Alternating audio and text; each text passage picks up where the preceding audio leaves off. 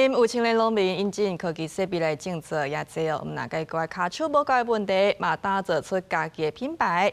未来按算要分享资源、分享经验，和更较侪少年人提升在地农业的发展。用地地设解析图在培技所种牛蛙龟，导致自动化养育系统、环境控制等设施，用全年生产稳定收入。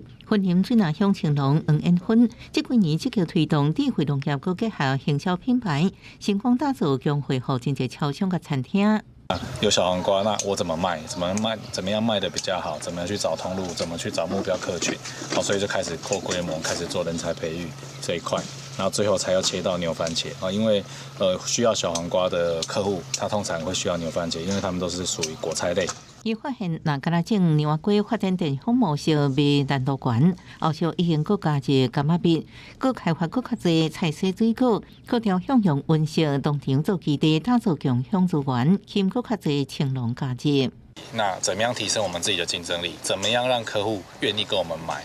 我们提供什么样子的价值？这个是其实农友要去思考的事情。当你解决了、创造了这些价值，解决了这些问题，那你的客群自然就会建立起来。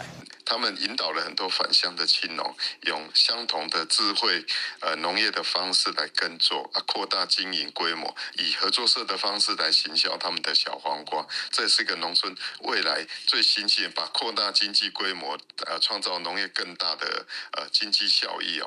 云林县农业处表示，智慧农业应解决农村进入长期报告问题，各项通路商需求做计划性生产行销，让农民收入增加，希望获取成功案例，扩大经营规模，提高农业竞争力。记者综合报道。